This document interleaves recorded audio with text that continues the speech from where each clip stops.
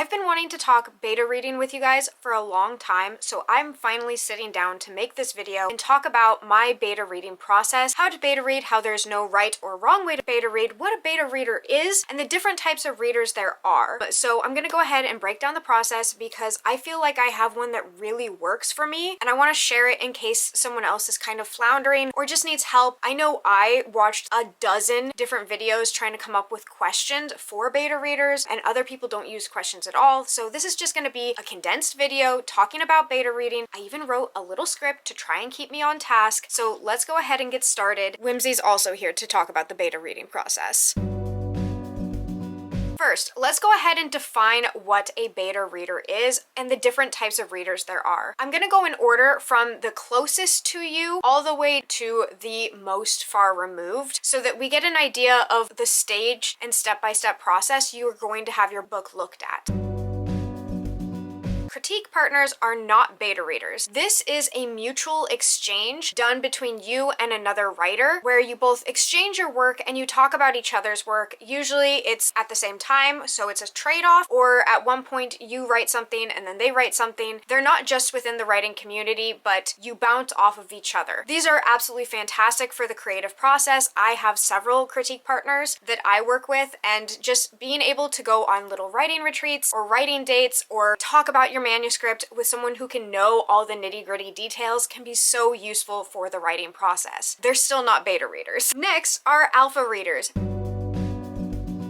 These are readers that are close to you. They may or may not have writing or reading credentials, but they should be interested in your world or your book. You could probably throw your mom into this category if you had to, though. Alpha readers are the earliest readers of your draft that are there to actually read the book. This can be really fresh draft. This can be an unfinished draft. They're going to know and love you, though, so there's gonna be some disconnect between your compliments and your critiques. Your critiques are probably gonna be a lot softer, and it's a good starter pack for kind of just getting an idea of what the reception of your book might be. If you're gonna fall on your face, you'd rather fall on your face in front of your friends than a stranger, right? That's kind of alpha readers. They are your first official readers, with the caveat of like loving and caring about you. Bedraggled and editing Jade here, chiming in to make something super clear because otherwise my math doesn't math, my numbers don't match up, and I contradict myself. Right now, my draft is being looked at by 6 beta readers and 1 alpha reader. My alpha reader is my friend who had a lot going on earlier in the year, like a lot. They went ahead and read alongside the beta readers, so they'll catch things that maybe my other alpha readers didn't catch. But that's why sometimes I say 6 and sometimes I say 7. I had an alpha reader that was joining the beta readers. I hope that clears that up. It was nitpicky and I noticed it when I was editing and it was driving me nuts. So we've finally reached it, the beta reader.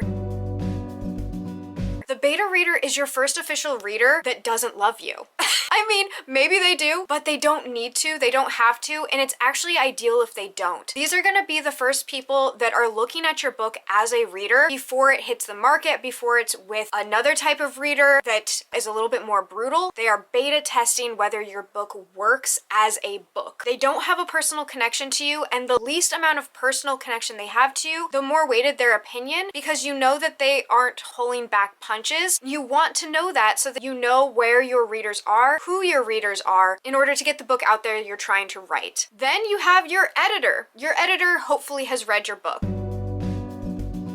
There's several different types of editing processes. There's the copy edit, the line edit, the developmental edit. I know a lot of people use beta readers for the developmental edit. This is to catch plot holes, to make sure that there's not the saggy bits and, you know, the slow openings, the too fast endings. All of the developmental edits, the story itself is actually functioning. Many people do with beta readers and then move on to copy editing and line editing. That's not what I do. I work with Yumi Yamamoto. She's a fantastic editor. I will have all of her information linked down below. She edited my first book, she is editing my second book, and I've recently told her all of the juicy bits of the third book, and we're like in full swing. The difference between a beta reader, they are not a professional editor, they do not have a background in editing. They can let you know whether or not they're having a good time, while an editor is going to be a little bit more cut and dry and concise and going to be looking at your book with a critical eye. The final type of reader that I'm going to mention is the ARC reader. for advanced reader copies. This goes into the marketing aspect and promotion. ARC readers are not your beta readers. They are not your alpha readers. They are there to write reviews for you. They are your early review and early rating readers. They shouldn't be your first readers because these are the ones that are going to put a star rating on your book, that are going to tell the world what they think of it. And if your book is not ready to go, they might very well tell the world that. You don't want to give ARC readers your books until you are absolutely ready to do so. They can also kind of amalgamate into a street team if they really enjoy your writing. That again goes more into the marketing territory, less of the creative process. So just be really careful that you're not giving your books out too early for a review. But this entire video is about the beta reading process. So how do you find beta readers? For book one, I went online and I just kind of went everywhere. I made an infographic over on Canva. For the earliest post, I think I had a mood board, and you go ahead and you post that graphic places asking for beta readers. There are Facebook groups. I will go ahead and link the Facebook groups I have used below. There's Instagram posts, which gives you a pretty wide spread. You're just getting early readers and you want to pull them in with your blurb or a trope graphic, something that lures people in to see if they're your readers. It's okay if this is a wider spread. You just want to double check what they're actually interested in to make sure you're getting readers for your book. If I'm writing a spicy romance and someone only reads horror and sci-fi, then they probably would love Getting the Ninth, and I cannot recommend it more, but they're not your readers. At that point, you'd want to have a questionnaire. I will tell you how I do it. I go ahead and make a Google form and I ask questions to try and funnel down and find my actual readers, people who might actually enjoy my book. Okay, so here is the beta reader sign up that I used for book one. The picture that it shows here is actually an early concept art that my artist made, and I just used it along with the background. You don't have to do something like that. You can use a mood board or whatever, but you'll see I got 18 responses. I only ended up picking 9 of them, so only half. Not because some of their responses weren't great, but because I knew I would be overwhelmed by that many beta readers. I really picked the ones that best suited what I was looking for, that I thought matched up well. We'll get more to that later. So let's look at the form itself. I kept it really straightforward and tried to keep it clean and minimal. So it just has a welcome, thanking them for their interest. And then I tried to make the process really clear so they knew what to expect. Ideal deadline. The book will be provided on Google Docs with commenting and suggestions. This is to make sure that people didn't try and download the book or read it on a different platform or copy it onto their desktop and then have an AI summary of it. I also made it clear that I would only be giving them the first half of the book. This was to make sure that there were no bad actors who literally just took my book and ran. I was very nervous about that just because I'd never had experience with this before. I also made it clear that if they did not want to continue, that there were no hard feelings. I don't know if this helped or not, but I really just didn't want that awkward moment where someone was kind of hate reading my book or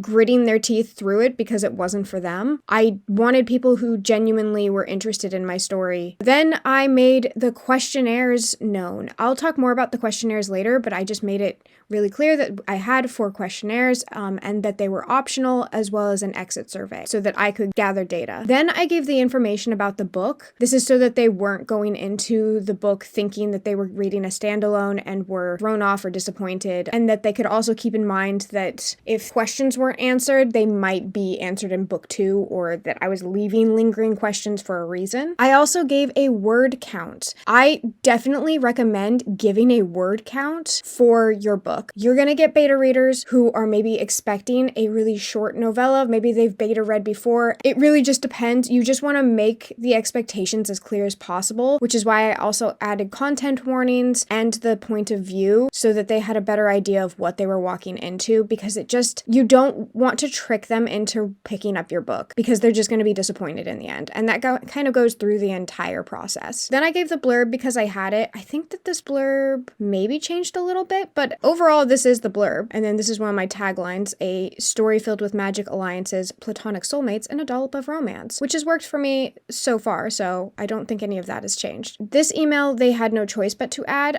This is for collecting emails via Google Forms, and then this is the optional email if they had an additional email. I don't know why it put it twice, but it's there. And then the name, they just need like a first name, last initial, something that I could call them by and label their form as. Have you beta read before? If not, it's okay. I really want to make it clear. I just wanted to know because when giving feedback, I also needed to know like how much I might need to explain to them, or as I took in their feedback, I could acknowledge whether or not this was their first time giving beta reader feedback. I had, are you willing to provide feedback while reading the book via Google Forms or a comment section of Google Docs? Because this was my preferred method, but that's not everyone's preferred method. Some people might get, I don't know, like stage fright in having their comments immediately put down. So I just wanted to make sure that they were opting into this so that we knew that we were a good match. Down here, it said, are you able to finish the manuscript and feedback by April 15th, barring circumstances out of your control? This is so that we know that we're on the same page for the deadline. I also gave the option of other, so if they needed to say with a caveat, they could do that. Then I also made sure that they understood it was a free beta read, not a paid session. What are your genres and subgenres you enjoy? This was to help make sure that we were a match. Again, if someone only liked horror novels and thrillers, I really didn't want to disappoint them with giving cozy political fantasy with a chaotic by MC. Books or series you would consider favorites. Then I had a list of tropes that I found to be in my book and to know whether or not that they were of interest to them, if they liked these tropes. You might hear my rabbit like scuttling in the background. I'm trying to cut it out as much as I can, but he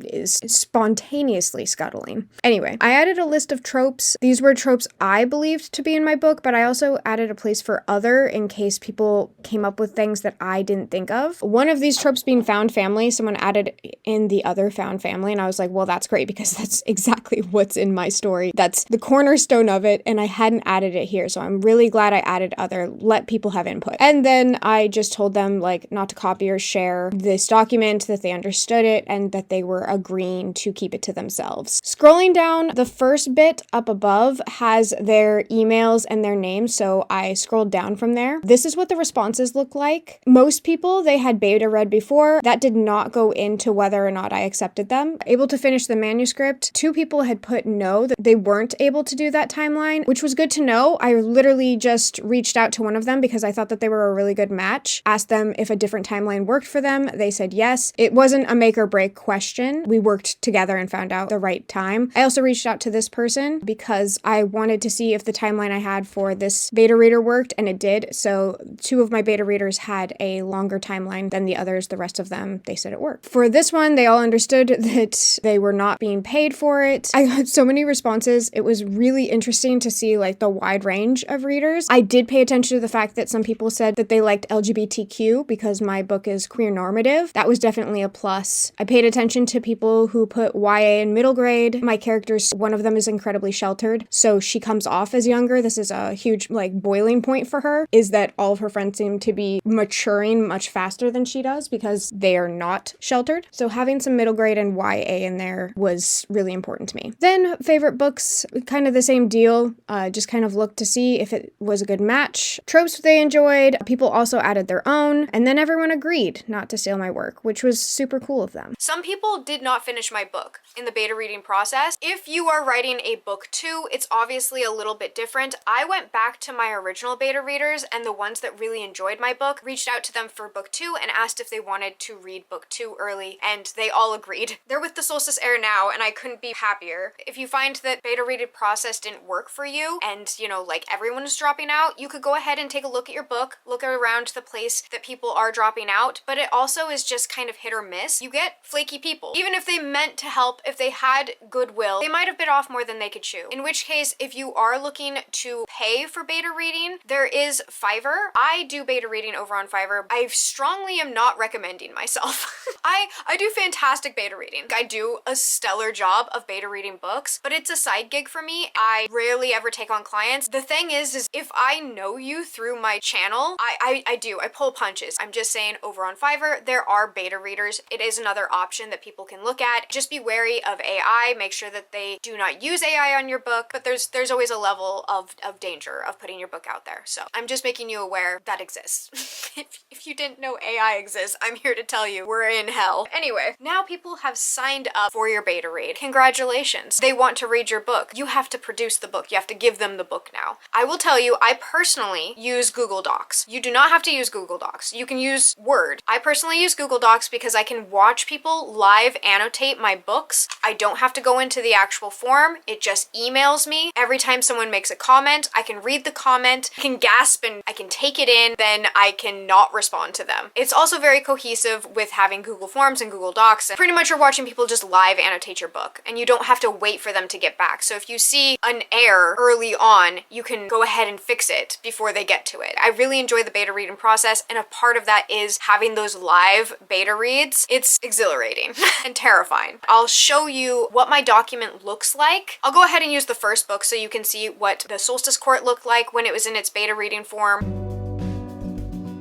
You'll notice I had to blur out all of these because they have book 2's cover. Everyone got a special cover reveal if they were beta reading, so they get to see book 2's cover. I left this one blank so that you can see kind of what it looks like on the form. You have the book cover of the book. It kind of gives that same illusion of seeing a book on a bookshelf or something like that. I wanted to entice them to open the document, to be excited for it. And I also just thought it was a nice touch to give them an early special look of the book covers. So this is what my Google Doc looks like. Right now, I currently have 6 beta readers for book 2, and book 1 is all the way down scrolled through my documents, and I don't want to blur a whole bunch of images out repeatedly, so I'm just keeping it here. So this is what the outside of the document looks like. And then clicking into the document, you have the blurred out image of my cover reveal for them so they can see that. And then we go down. I also showed my map created by my friend Cheyenne. She did an absolutely gorgeous job. So just showing that off and helping them kind of resituate in the world. I just thought it was kind of a fun extra for the beta readers. So if you have it, off to the side, if you create a heading, you can create these little areas. So here it says map, and then I made that a heading so that they can click to it easily as you would in like an ebook table of contents. We'll also go over to instructions. These are instructions I gave to the beta readers. It's also in an email. I wanted them to have easy access and have it laid out so that they understood what was needed, what was expected of them, what was not expected of them. Had them agree to reading the beta read again, that they would not use any AI, that they would not share the cover, that they would not give early spoilers about the book. I find it to just be a little added like nudge of reminding people that this is someone's work and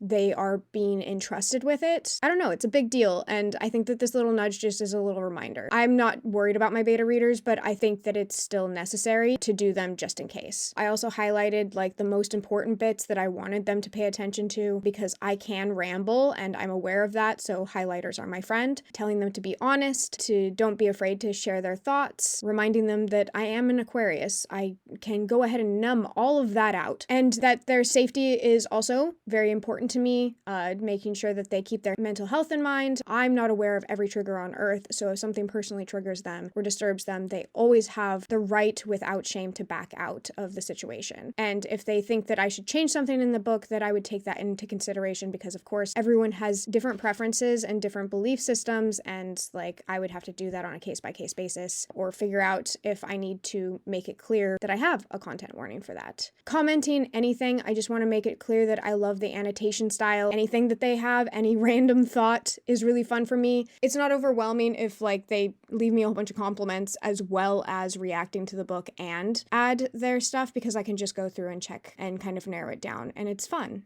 for me personally. They have 7 optional questionnaires. The first book only had 4. This book is bigger. It has 7 optional questionnaires. Emphasis on optional because they can just go through and annotate, but some people need a little bit more focus, and it's also super helpful for me. So if they want to use the questionnaires to kind of guide what I'm looking for, these are things that I'm looking for, and they can find them in the questionnaires. I will show the questionnaire later. I'm just going to go through the rest of this document, and then we'll skip over to the questionnaires. I remind them that I'm going to be mostly dormant in the document, and that that's not a personal thing. I'm not ignoring them. I just don't want to be a looming presence comments over their shoulder while they're reading, and another reminder that I only give them the first half and that the second half will be provided once they read the first, and then they just start the draft. I guess this is a little sneak peek of the first chapter, first sentence, but I'll go ahead and scroll down just to show you what the comments look like. Here is a compliment just saying, okay, gorgeous writing, which thank you very much. But then while this compliment is super helpful, not only for my ego, but just knowing that that's a line that I should keep in, it got a little bit of special attention, but these are also really helpful. I had described a type of mind reading magic earlier, and I'd used 2 different analogies for it, and this beta reader is letting me know which one that they preferred. I could realize that there's a bit of repetitiveness here and which one was preferred by them, which is just super helpful. And these are the kind of comments that I get all the way through. So it's like line by line, stage by stage. Sometimes I'll get a comma or like a punctuation fix, but a lot of it is kind of this stuff or this stuff. And it's just super helpful and really wonderful to see. And because I'm getting these so early, I'm getting them live and they're in my emails, gives me time to like think about it and take it in and decide if it's a suggestion that works for me. So there are also checkpoints. The first checkpoint I have over here, I have it as a suggestion. This has a link to the Google form that has the questionnaire. They have 7 of these, so they're at different checkpoints. I just found natural stopping points where it was like a small enough chunk that they could still think of their different condensed thoughts, but it's like a collection of chapters and what they thought of those chapters, and kind of just gives them a moment to reflect on what they just read. So if they are kind of breezing through it, they have a moment to sit down and think about it critically and just give it a little bit of thought. But again, it's not required. I'll go ahead and show what the questionnaires look like just so we are on the same page, and then I'll tell you how I set up this document to make sure it stayed safe and not easily copied or distributed. Okay, so this is what one of the 4 questionnaires in the Solstice Court looks like. There's spoiler questions in the Solstice Heir, so I'm going to show you book 1 because I accepted half of the 18 beta readers from the sign-up forms, so I had 9 beta readers total, and they went ahead and went through the draft. I think two feels right. I think 2 dropped out towards the beginning. I think 1 never started. So for whatever reason it happens, and you don't need to be embarrassed. It's totally fine. There's no shame in it whatsoever. Everyone has different lives, and it's what happens. So it does the same email question where it asks for the email as well as the first name and initial, and then it jumps into my questions. What were your initial thoughts of the first collection of chapters? I gave them room for long answers. It's really just like, what was their first initial thoughts? What was their reaction? How did they feel about it? Like, just to kind of get a tone of what they thought of it as a whole. Then we break down the chapters themselves. Which chapter was your favorite? I list out the chapters that were in the section. Which characters were you most interested in? And then added other, which did come in handy as the steward of the Solstice Court ended up being a favorite for someone. Then we have what was your favorite scene and why? So scene within a chapter. So not a chapter itself, but like a scene, a moment that happened. And then a least favorite scene, because that's really important to know, like, where did it drag? What was the scene that they didn't care for? Thoughts on the main character, and then 3 of the side characters. We have Ikaika, Ambrose, and Darius or Dar. Then on a scale of 1 to 10, how much did you enjoy the collection of chapters? Were you excited about the next collection? And then I checked in to make sure that the amount of reading, because you might think you have the time and energy, and then you come across the actual situation and you go, oh, I don't actually have the time or energy for this. So just checking in to make sure that they were doing okay on time, or if they were feeling rushed, in which case I would just reach out to them and check in to make sure that we had a timeline that worked for us. Was there anything that didn't sit well with you? This is an important question for me because I have characters with different backgrounds than me. I have a world that is queer normative, so I am not every type of queer. I am not every race. I am one person with my own experiences. Mind melding has the side effect of migraines. My partner has migraines, but everyone experiences migraines differently as well. They're not headaches, and so I wanted to make sure I was displaying that well. Anything that I didn't think of, I just wanted to know if people were having trouble and if something wasn't sitting well with them, and to make sure that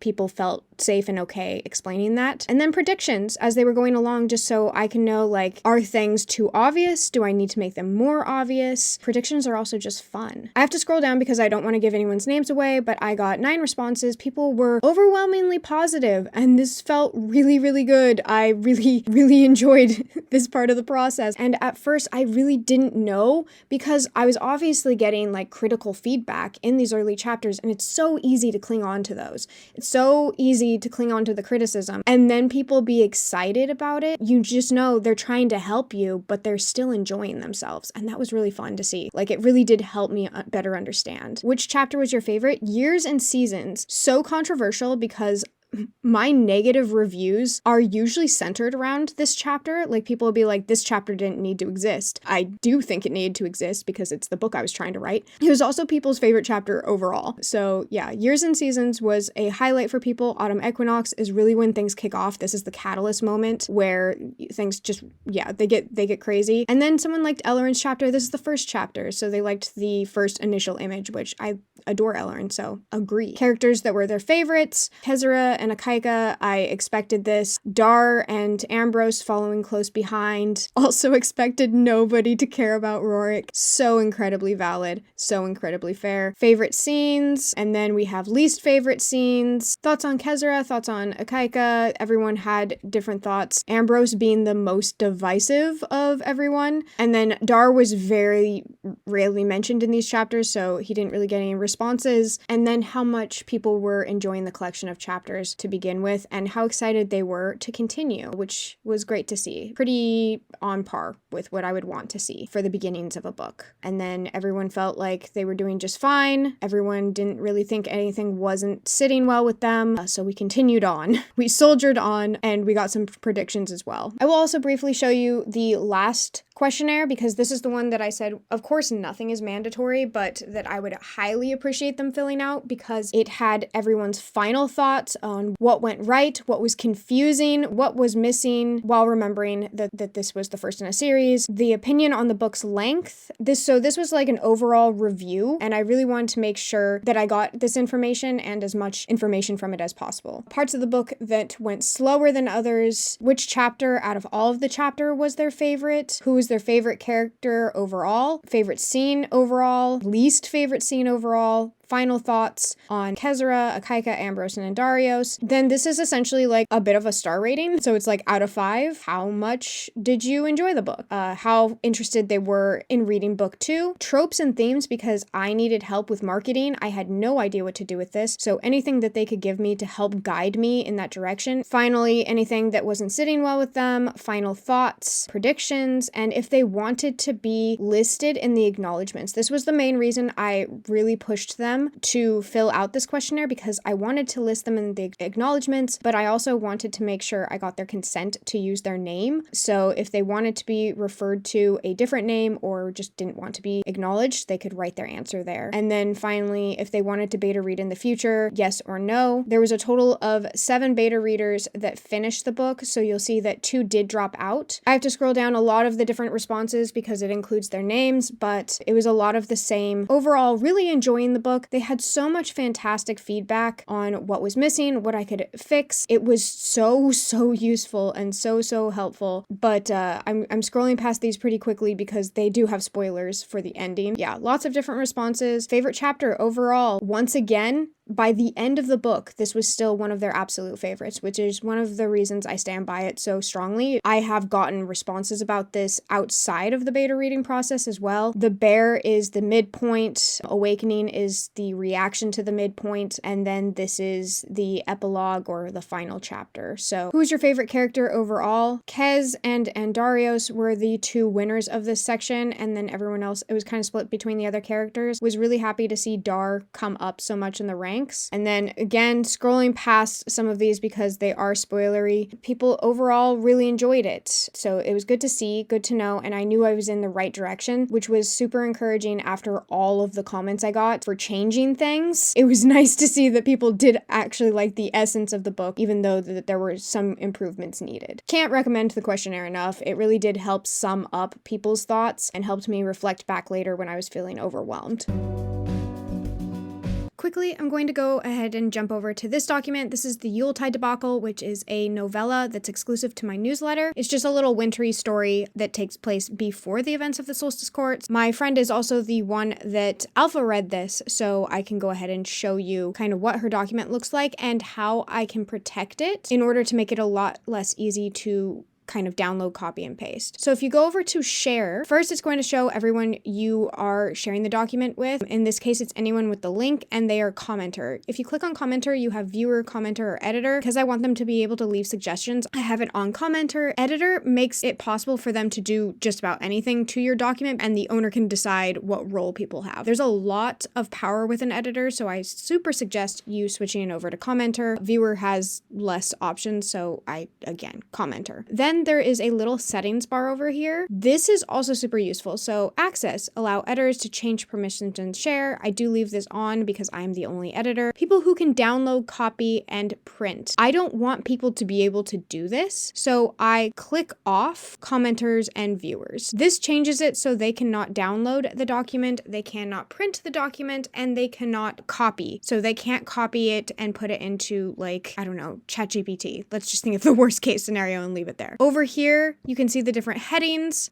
and Lindsay ripping apart my novel. But to make the headings, you go ahead and just highlight and then click over here to headings, and it'll either be normal. Heading 1, you can have all of the headings match. Just apply heading 1 and then it will show up over here. If you do heading 2, it shows up as like a little subset. To accept documents, you can click this. To deny documents or reject them, you click this. I don't reject or accept any documents in the actual beta reader document. I go ahead and go over here and I go ahead and make a copy to duplicate, and then I would just label it and then click that I want to copy comments and suggestions. Be careful, it automatically says share with the same people. I don't know why it does that. Why would I be doing that? I unclick that so that when I'm working on that document, I can go ahead and accept or reject. I really did need that comma, but that's fine. Accept or reject, and Lindsay doesn't have to be part of that process and get a million emails saying whether I liked her suggestions or not. So.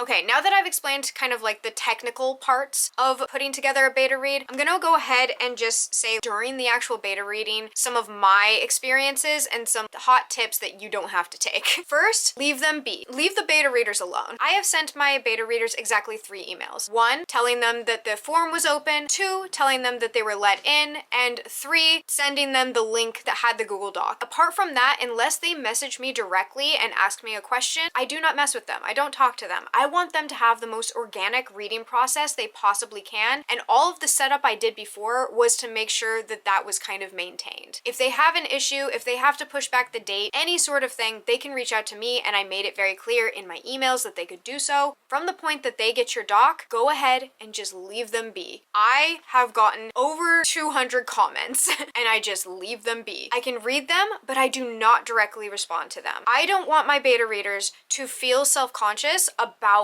what they're writing to me. I want it to be as organic as possible. I let them just kind of dig in. They can question, they can react, they can talk about their emotions during a certain scene, they can critique one of my lines. If I try to describe snow as a frozen petal, which is apparently really dumb and nobody understood that it was supposed to be snow, I described it as a frozen petal and like everyone annihilated that one, taking it out. But I didn't say anything. I didn't write, oh, this is supposed to be snow, because they didn't know that, so obviously they didn't get it. So the only response back to me would be, oh, well, I didn't understand that, which I know because I had to explain it to them. The only time that I would respond to them is if they talk or ask me something very directly. A time where I would respond, is there a chapter missing?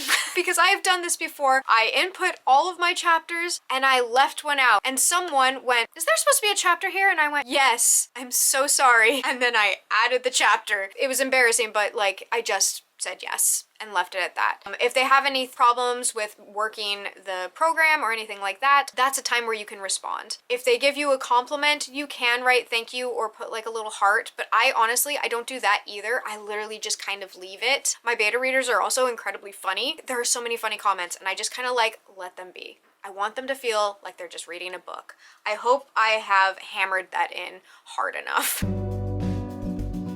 after the beta reading process. So they've finished. They've written you a million different comments. Let it soak in. If you're doing it my way, then you've already read the comments. I have gotten comments live, so I'm having that initial like clam up moment where maybe they didn't like a line, or maybe it was a snowflake and I really wanted them to understand that, and so I had my natural defenses up because it is my work. I am putting a really vulnerable part of myself out into the world and I'm asking people to rip it apart. It's still gonna hurt sometimes. But I've had a moment, I have my rules, I have my boundaries, and I've gotten to let it soak in. Maybe if 6 different people don't get the snowflake reference, it's not a them thing. Maybe I should just describe snow as snow sometimes. It's a me thing, and I've had time to take that in. This is not the point where I accept the comments. I actually go back into my Google Doc, and for each person, I will make a duplicate copy of their document. Make sure that you uncheck that it's shared with them, because they don't need to know whether you accepted or denied their suggestion, okay? There's nothing more awkward than a beta reader writing out a really great idea that they had for your book, and then you're like, no, I don't like it that way. And then you deny it, and it sends them an email telling them that you denied it. Instead, make a duplicate so that you have a copy of all of their changes that you can either accept or deny. On their document, it stays the same. It's frozen in time, which is kind of cool. Also kind of useful if you decide that you wanted to undo a change later. Right now I have 6 beta readers. At the end of the beta reading process, I will have 12 documents. Once you have those duplicate documents, once you have read through all of the changes, once you've thought about them, you do not have to accept all of the suggestions given to you. Instead, make another document, a clean version of your draft that's the same as the beta reader draft, and I will go ahead and add in their suggestions to my document, chapter by chapter. So I'll do chapter 1, and then I'll add all 6 chapter 1s into the 7th document. There might be some overlap. That's a sign to you that maybe it's something you should look a little bit closer at. It's also a lot more condensed once you have done it and you've really gotten to think about whether or not you're adding it. If you absolutely disagree with someone's comment, then you don't need to add it into your suggestions for that draft. I also turned suggestions on for my 7th document so that I am suggesting throughout my document so that nothing is set in stone until the very end, when I've completed all of the different chapters of that draft. Then when I'm finally finished with all of that, I hop into revisions. Revisions is a video all in of itself, so if you want to see that video, go ahead and let me know. But regardless, I'm gonna go ahead and end this video here because that is the entirety of my beta reading process. I hope it was useful for you. If it wasn't, I completely understand, because there were so many videos I watched where I knew that process didn't work for me. There is no right or wrong way to do anything. My definitions, my process are exactly that, mine. I did watch a lot of videos and kind of know the standard of what's happening. I am all for people deviating outside the norm. Definitely feel free to cherry pick. Go ahead and let me know whether you have beta read before, if your process is different, if you have any suggestions, because there's so many different ways to do this, or even looking for beta readers, because that's an area where I definitely felt like I had less experience because I found really solid readers right away and kind of just rolled with them. So if there's other ways to find beta readers, I would love to know. Or if you couldn't be bothered, you can go ahead and leave a paper and pencil emoji, whether you do or not. I hope you're enjoying the sun or more stars wherever you are, and until next time, bye!